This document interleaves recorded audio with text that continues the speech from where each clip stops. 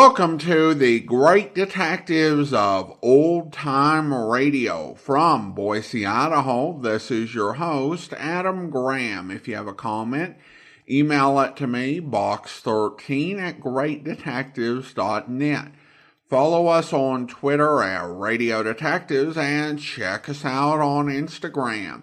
Instagram.com/Great Detectives. If you're enjoying the podcast, please follow us using your favorite podcast software. Today's program is brought to you in part by the financial support of our listeners. You can support the show on a one-time basis using the Zelle app to box13@greatdetectives.net, and you can also become one of our ongoing Patreon supporters for as little as $2 per month at patreon.greatdetectives.net. Well, now it is time for this week's episode of Broadway's My Beat. The original air date, November 26, 1949, and this one is the Mary Gilbert murder case. Broadway's My Beat. From Times Square to Columbus Circle, the gaudiest, the most violent, the lonesomest mile in the world.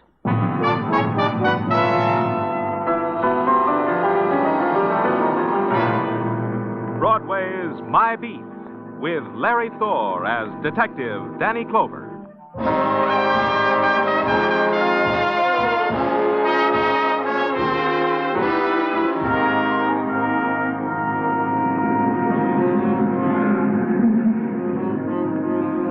Broadway.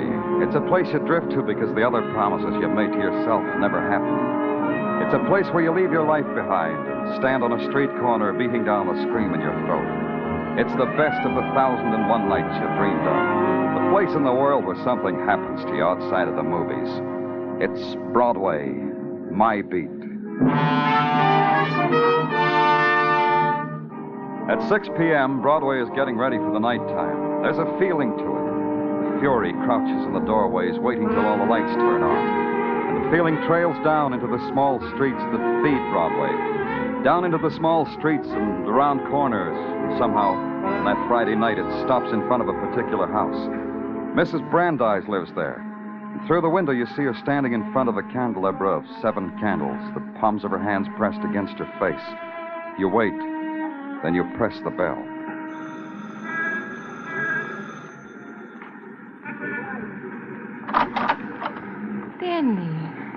Danny Clover. Oh, it's good you came tonight, Danny. Good Shabbos, Mrs. Brandeis. Thank you, Danny. Please, come in. Danny, you got some news? You heard something about my son? Yes, that's why I came, Mrs. Brandeis. In the parlor. There we can sit down. There you can tell me the news of my son. Your husband, Mrs. Brandeis? Yes. Oh, listen to him, Danny. Already, Mr. Brandeis is saying for our son the prayer for the dead. Please sit down. Thanks. To him, Maury is already dead. He said to me, Danny, Mr. Brandeis said that no son of his was a murderer. To him, he said such a son is dead. So to him, it's not Maury who sits in prison. It's a stranger. I don't know how to say this, Mrs. Brandeis. Oh, say it, Danny, say it. Mrs. Brandeis, the plea for stay of execution. You see, the board that handles... What, Danny? Say it. The execution takes place Monday morning at 1 o'clock. They're going to kill my son. Execute. That's the word they used for killing my son. What can I say to you? Say this. Tell them no, Danny. Tell them they can't do this. This execute. Tell them, Danny. Mrs. Brandeis... Tell them this is a notion they've got that my boy is a murderer. This board, these people who think such a thing, what do they know of Maury? There's nothing I can do. Maury didn't kill anyone. You tell them that, Danny. If Maury was innocent, I'd tell them. Oh, Danny. A mother who has looked into the heart of her son tells you this. Maury didn't do this thing. Her mother tells you this. I'd better go, Mrs. Brandeis. Yeah, Danny, go. Good night.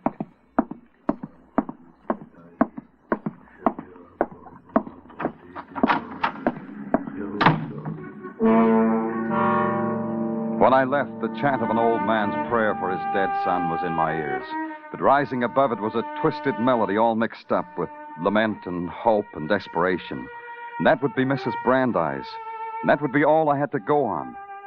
The instant of a man's dying had been written down and sealed and approved, and all I had to do was to tear it all up like it had never happened. And that could be the mission of a fool. So I'm a fool. So I went back to my office headquarters and waited for Sergeant Tartaglia to bring in the file on Maury Brandeis. And when he brought it in, it was 10 o'clock of a Friday night. It's 10 o'clock, Danny. That means something to you? Oh, yeah, Danny. What did you bring me on Maury Brandeis? Oh, everything, the works. But I could sketch it for you, Danny. This way we could all go home earlier, you and me. All right, sketch it. A sketch, to wit.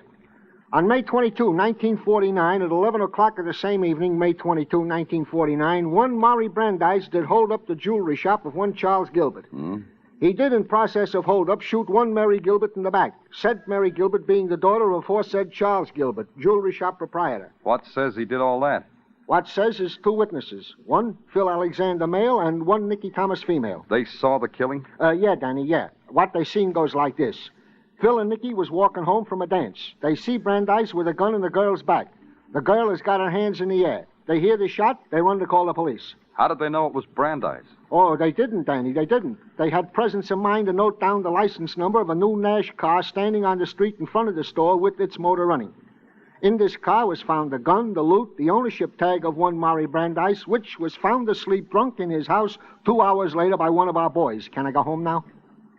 Yeah. Tartaglia, go home.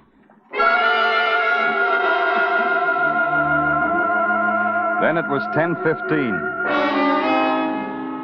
In the night, the city makes a somber, tearing music that seeps through stone and shrieks through your open window. So you slam the window. It's still there. You try to memorize the details that will bring death to a man on Monday morning at 1 o'clock. And finally, when your eyes feel as if they'll crack, you've memorized them. Then it's dawn and you grab some sleep. Then you awaken and it's something to eat. Then you wait for a man named Charles Gilbert to open his jewelry shop. You watch him move slowly out of the curtained shadows at the rear of his shop, and slowly walk, and slowly unlock the door. And it's 9 o'clock Saturday morning. Good morning. Good morning, sir. Beautiful morning, isn't it? You're Mr. Gilbert? Mr. Charles Gilbert? Yes, that's me. You're early, aren't you? On your way to work? Mr. Gilbert, Oh, I know. You want to buy before the rush. Well, come in, please. You'll find I have some excellent values on sale, sir. You read my ad in the news? Expensive, but worth it if customers come so early. I'm Danny Clover, Police Department. I want to talk to you, Mr. Gilbert. Is it about the murder of my daughter? Can we go in the back of the store and talk, Mr. Gilbert? Yes, of course. Through the curtains, Mr. Clover. Thank you. You understand, Mr. Clover, that whatever words we will speak over my daughter will bring me great pain. I'll make it as easy as I can. I'm trying to save a man's life, Mr. Gilbert. A murderer's life? There's a question in my mind if he is a murderer. There's none in mine, Mr. Clover. I want you to go over the night of the holdup with me, Mr. Gilbert. Everything, the simplest, the most ordinary details. Everything. I have already done that with you, police, Mr. Clover. Is that how you work? To rake through a man's brain? That's how we work. It was a Thursday night. It was late. Someone pounded on the door, kept pounding. My daughter said she'd get up and see what it was. I told her not to bother. They'd go away, I told her. I told her. Go on, Mr. Gilbert. Ruth slipped on her old coat and went to the door. She opened it. I heard her say, "What do you want?" And then I heard the door close, and then whispers, and then the shot. That terrible, terrible crashing sound, and Ruth's cry to me. Like when she was a little girl. No, Mr. Clover. You have customers, Mr. Gilbert. Good morning. Well, you mind if we look around, Dad? My wife and me are in the market for a bauble. Nothing's too good for my wife. Isn't that right, wife? Please go ahead. I'll be in the back of the store. Just call me when you're ready. Yeah, sure thing, Dad. Do you want more Mr. Clover. All of it. All of it. I picked up my child, Mr. Clover, and put her on the bed. She was still alive then. I took off her coat. Coat? He shot her in the back. I held her like a baby in my arms. And she died. You want to save a murderer's life, Mr. Clover. Save it and my curse on you. Coat. No coat was mentioned in the transcript. Why wasn't it mentioned, Mr. Gilbert? How would I know, Mr. Clover? Where is that coat? I gave it away. To whom? To a boy who comes in Saturdays and cleans my shop. A boy by the name of Robert Shaw. Do you know where he lives? In Harlem, Mr. Clover, 1229 West 117th Street. I know because I have to send him postcards to reach him. The coat is important? I wouldn't know. I'm sorry, Mr. Gilbert, but I'm sorry. Thank you, Mr. Gilbert. Saturday afternoon, 2 p.m. Standing there in front of a house in Harlem and trying not to look like a policeman.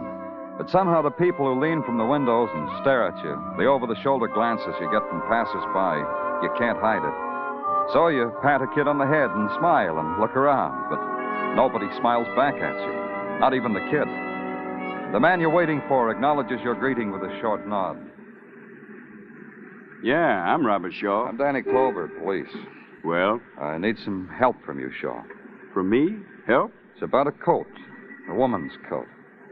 I've been lucky. I've found an honest job. I don't have to steal. I didn't say anything about stealing. No, you didn't. You just said it was about a woman's coat. The coat that belonged to a murdered girl. Mary Gilbert? That's right. Where's that coat? Her father gave it to me. I didn't ask him. He said, here, Robert, here's a coat. Said maybe I could use it. But a coat for a woman? Yeah, for a woman. For my sister Ethel. I gave it to her. Where does your sister live? 1115 West 138th Street, apartment 3. But you won't find her there. Where is she? Well, try the Harlem Hospital, mister. I got word this morning early that that's where my sister was. In the hospital. Saturday afternoon, 3 p.m. You walk slowly up the worn sandstone steps. Slowly because somehow you never hurry when you can walk into a hospital. And a nun accepts your question quietly and tells you to wait because the girl's asleep. And you wait. And your eyes dart through open doorways in the hospital corridor. And you wait. And it's 4 o'clock. Then it's 5, and still you wait. And the smell of the hospital melts into the furtive sounds and the quiet footsteps, and you doze. And then there's a gentle tap on your shoulder, and it's 8 o'clock. And you're shown a ward and a numbered bed. And a tired girl who tries not to be frightened. But I've already been questioned by the police, Mr. Clover. I know. This will only take a moment. What do you want to know? About the coat, Ethel. About the coat your brother gave you. I told him. I told him all about it. Tell me. I was walking home, Mr. Clover. It was late. When? Last night. It was very late, about midnight. That's when it was. Tell me just what happened, Ethel. As soon as I stepped down from the curb, the alley curb, Mr. Clover, he came out of the alley. It was dark. Then you don't know who he was? I still don't, Mr. Clover. He stood close to me and whispered in my ear. He said he would give me $10 for the coat I was wearing. The coat? Yes. Then he hit me. He started to tear the coat. Tried to tear it off of me. But I screamed and the man ran. And a policeman was standing over me. I see. Where's the coat now? It's over there, Mr. Clover. It's in the closet. This one? Yes. Take it, Mr. Clover. Take it. It's a dead girl's coat. I don't want it anymore. 9 o'clock. Tartaglia brings a dressmaker's dummy into my office, drapes it with the dead girl's blouse, puts the coat over it. The bullet hole in the blouse matches the sewn-up bullet hole in the coat, right on the same line. 10 o'clock, it still matches. 10:30, Tartaglia sends out for spud nuts and coffee. 11 o'clock, we've torn the coat apart. Nothing there. 11:30, we've got a torn-up coat. Nothing else. 12 o'clock. life. A boy's life.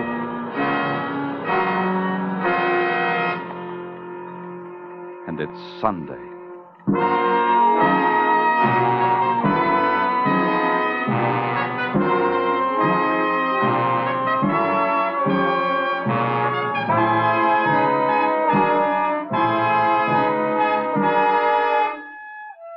You are listening to Broadway's My Beat, starring Larry Thor as Detective Danny Clover.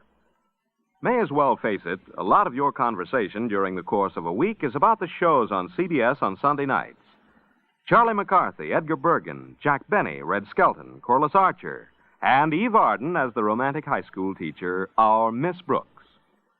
Drama lovers, next week we'll surely be discussing Irene Dunn's performance in the Barretts of Wimpole Street this Sunday night on the Family Hour.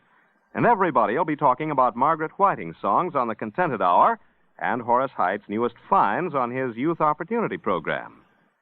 All of these great shows will be heard this Sunday night on most of these same CBS stations, with Jack Benny being heard on them all.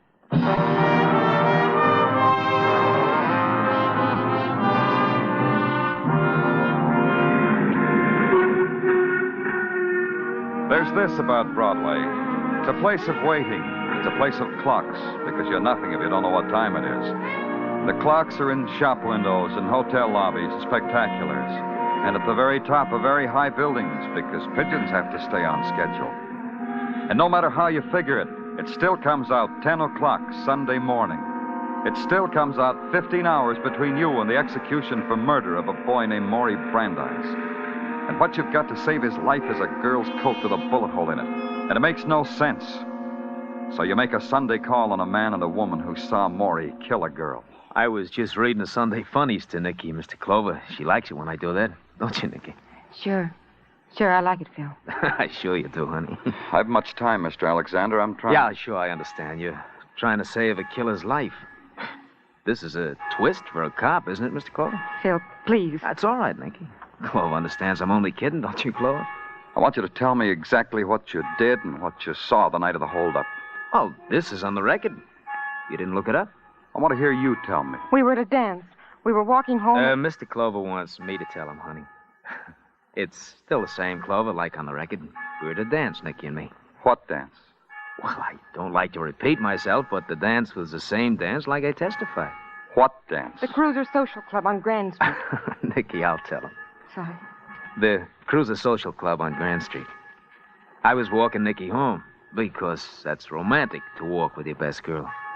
And then we see through the window Maury holding up the girl in the jewelry store. How could you tell it was a holdup? Oh, such a simple question, Mr. Clover of the police department. The girl had her hands up in the air. How did you know it was Maury? Because we saw a car parked at the curb with a motor running.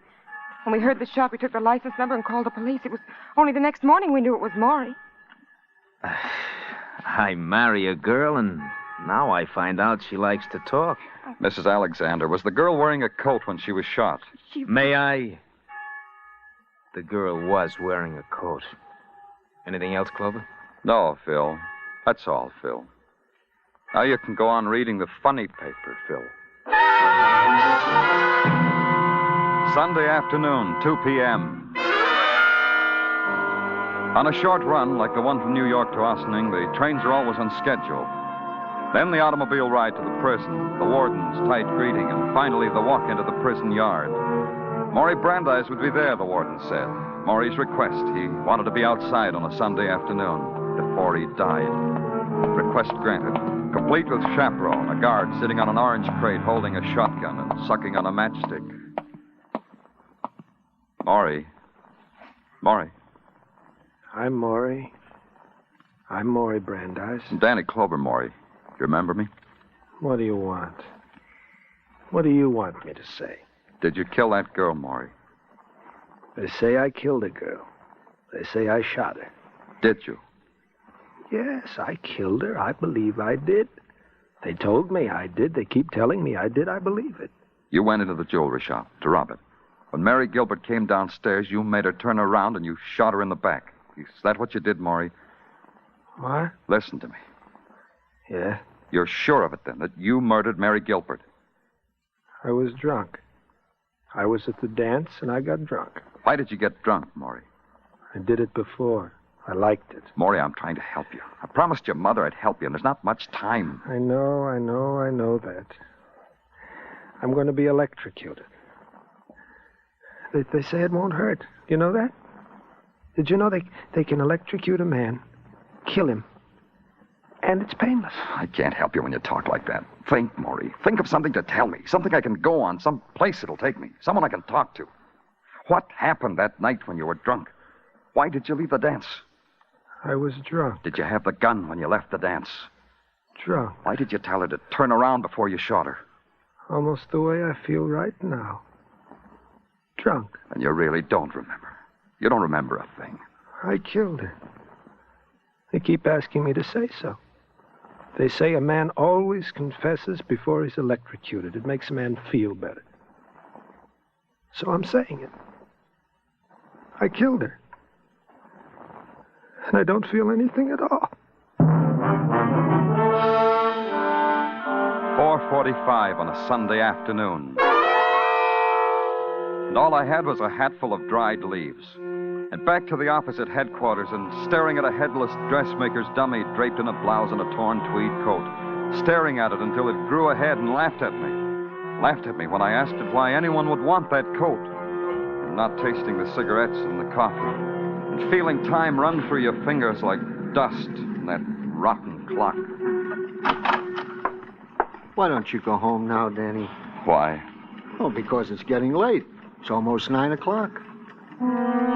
You read and reread the records and the reports, the impersonal data, the typewritten words on municipally furnished stationery. The reason why a man must walk to his death in a few short hours.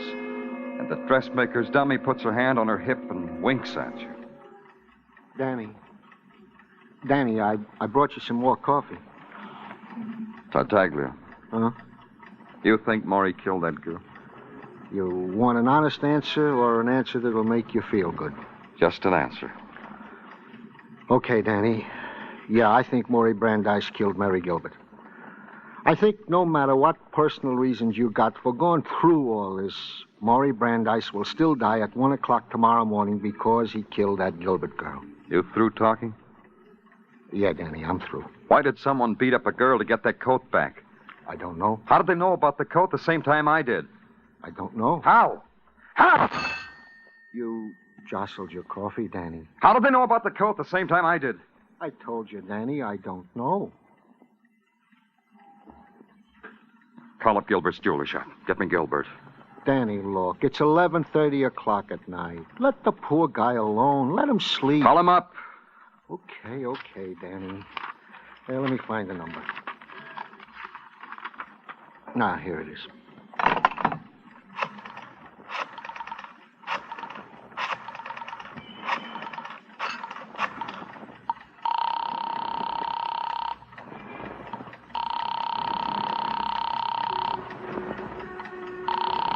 Give me that phone. Okay, Danny. Don't bite my head off for a lousy phone.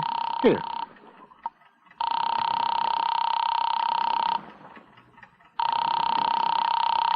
Come on.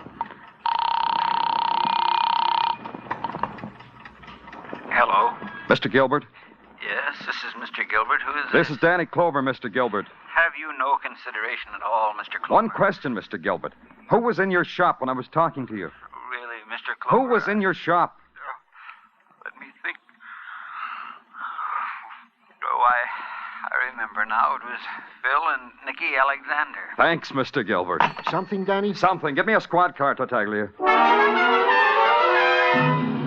Midnight and Sunday was over. And in 1 hour, Monday would be over for Maury Brandeis.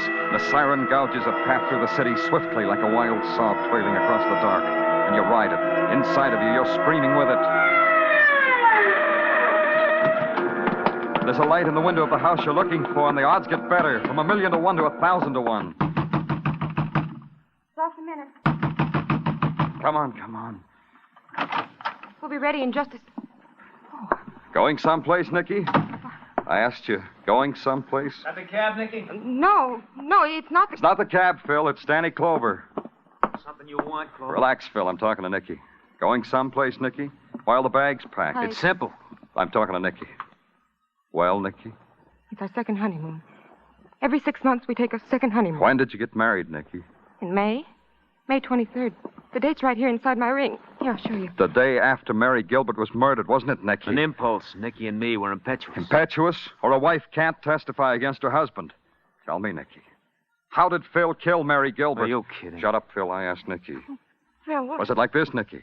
You waited outside while Phil was robbing that store. Then Mary came in and surprised him. He held a gun on her, made her turn around and shot her in cold blood. That's what Maury Brandeis did. Remember, Clover? That's why he's going to burn. You both got frightened, Nicky. You saw Maury passed out in his car. Phil planted the gun and whatever he stole in the glove compartment. Was it like that, Nicky? Phil, please, tell him. Keep quiet. Tell me. Come on, Nicky, tell me. I'm tired, Mr. Clover. I'm so tired of... I'll tell you. Shut up. I told you to shut up. Leave her alone. I said leave her alone. Stay out of this. Yeah. Okay, Phil, over there, face the wall and put your hands up. What is this, cop? Like I said, over against the wall and keep the hands high. I'm going to book you for something, and it might as well be for wife beating.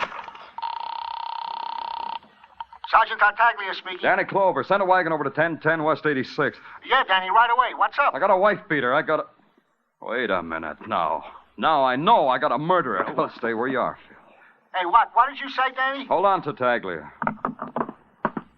You did it, Phil. You killed Mary Gilbert.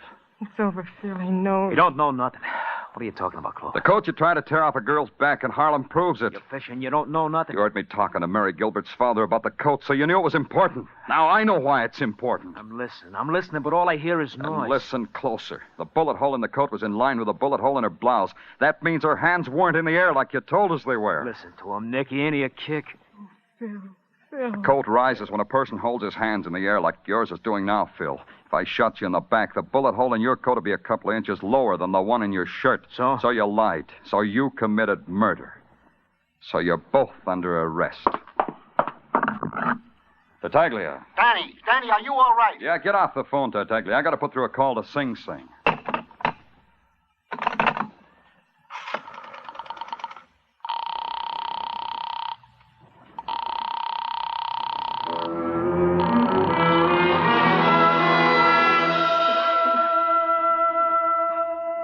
I watched Nicky's face as I waited for the call to go through. And it was the face of a woman who was dead, without tears, without bitterness. Only the final, the desperate rejection of life. And then I was talking to the warden. Then I hung up and made another call to Mr. Brandeis to tell him his son was back from a journey into shadows. To tell him he need no longer pray for the dead.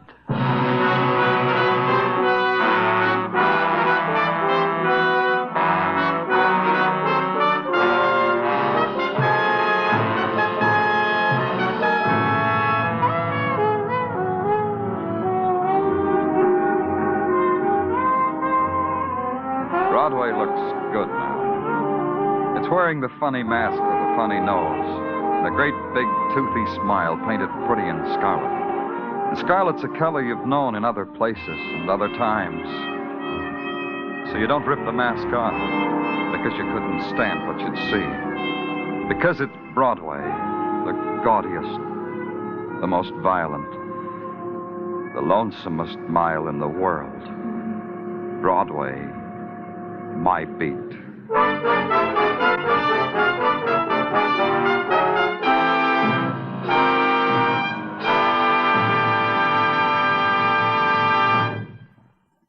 Broadway's My Beat stars Larry Thor as Detective Danny Clover and is written by Morton Fine and David Friedkin.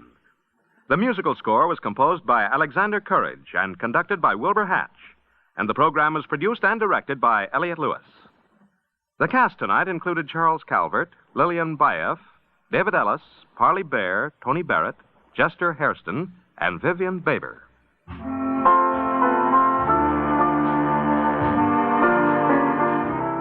Some people go to the Caribbean, some go to the Klondike. Others who don't care for treasure diving or nugget hunting just stay at home and latch on to Sing It Again. You don't have to barrel barracuda. You don't have to grow a 5-foot beard. With Sing It Again, all you have to do is tell Dan Seymour when he phones who owns the Phantom Voice. It's $53,000 in prizes and cold hard cash in that Sing It Again jackpot this week. Sing It Again follows immediately on most of these same CBS stations.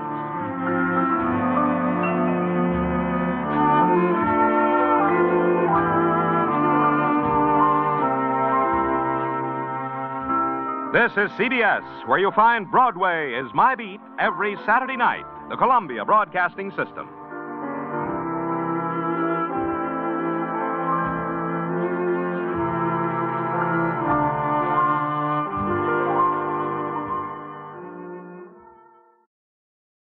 Welcome back. I really thought this was a tremendous script with a lot of great emotional beats, and it also does a great job of capturing the feeling and breadth of New York City. It also shows the type of person Danny Clover is, and the way that he is part of this community and connected to so many people. And the real reason he looked into this was not because of new evidence, really, but because of a request from the mother who lived in this community. I think you kind of knew there was something wrong with the killer, even if he wasn't the actual murderer, by the way that he was trying to carefully control the narrative. And looking back at it, it was so that his wife would not contradict the story he told the police. The episode's cast did pose a bit of a mystery for me. There are a lot of very familiar names in this series, and that you'll hear in Hollywood radio a lot. And you heard them in this episode. People like Lillian, Buyeff, Tony Barrett from Parley, Baer are huge presence on so many classic old-time radio programs. But then you have Vivian Baylor, and she's a bit of a mystery. She played the young woman who got Mary Gilbert's jacket, and I can't find anything on her, which is unusual. Because typically anyone who acted in Hollywood radio would have an IMDb profile or be mentioned in a book.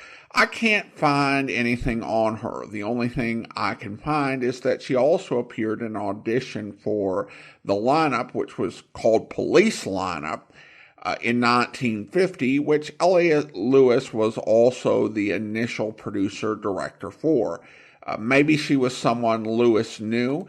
I do think that there were limited opportunities for young black women in Hollywood. I think that there was a challenge for all the black actors, but when I was trying to think of black actresses from this era, I came up in my mind when I was, and from what I was able to research, it generally older actresses like Hattie McDaniel or Lillian Randolph. So it's possible that Vivian Baylor worked on stage, but again, couldn't find any information on her, which doesn't happen a whole lot with the Hollywood actresses and actors. A little bit more common with New York talent. The actor who played her brother was far more familiar. Jester Hairston was best known by old-time radio fans either for his work on Amos and Andy playing Leroy or in Bold Venture as King Moses. But honestly, his great talent was for music. He was a choir director, a composer, an arranger, did a lot of work on music for movies. He just had an incredible career. He wrote the classic spiritual Amen, along with 300 other songs. Listener comment and feedback now, and we start out on the site called X with a comment regarding the Sergeant Gordon Ellis murder case, and Todd writes that it was a solid episode. And then we go to YouTube where we have comments on the Mai Ling murder case. Dean writes, good show, looking forward to the next. And Betsy says, another great episode. Then another listener writes, nice episode. I agree the seismic info was sketchy. but I like the reveal of the object everyone was searching for. Thank you again. And that leads me to an email from Jay. He writes, as a former geologist, I couldn't resist your call for comments on the likelihood that the seismograph would have picked up a knife murder as opposed to a shooting. The assistant had commented that the seismograph would pick up movements very close to the machine, so I think the idea wasn't that it had picked up the murder, but rather Professor Higgins' footsteps in the office. Still, this sounds equally implausible since the machine's sensors were buried under the building. Maybe worth mentioning that this seems to be one of the rare Maltese Falcon-themed plots in which the mystery artifact is actually found at the end of the episode. I was pleased that this episode departed from the Broadway's My Beat formula of the murderer turning out to be a quirky character introduced near the beginning who just happens to know Danny Clover. Thanks as always. Well, thank you so much, Jay. I appreciate the email. And when I put those sort of questions out, I'm curious and I hope I'll get an answer. I don't have any idea what special knowledge that listeners have. Although I do know from listener surveys that there are a lot of people who indicated that they had graduate degrees, and of course there are other specialties that don't require a degree at all. So I always hope there's a chance. Today's episode was another one that didn't include that particular formula. I do think when you have that sort of thing on a mystery program, if it's any good, it is not something that happens every episode, because you definitely want to avoid being predictable. But there are certain series that if you listen to them long enough, you'll notice that they have the same thing happening, if not all the time, then a lot more than you would tend to expect. And that may be the case on Broadway's My Beat. All right, well now it is time to thank our Patreon supporter of the day.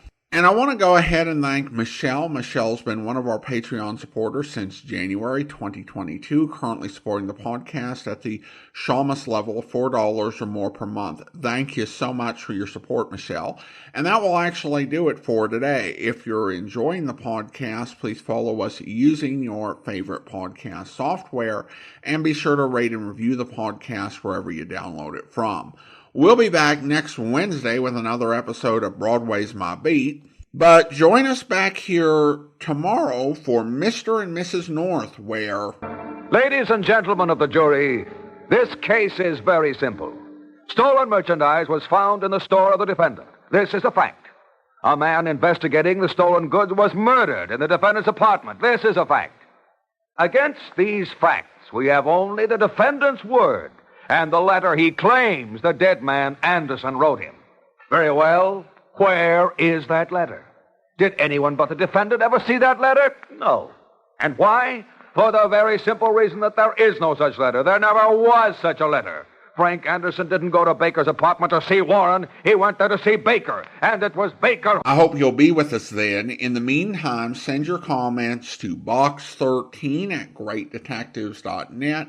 Follow us on Twitter at Radio Detectives, and check us out on Instagram, instagram.com/greatdetectives. From Boise, Idaho, this is your host, Adam Graham, signing off.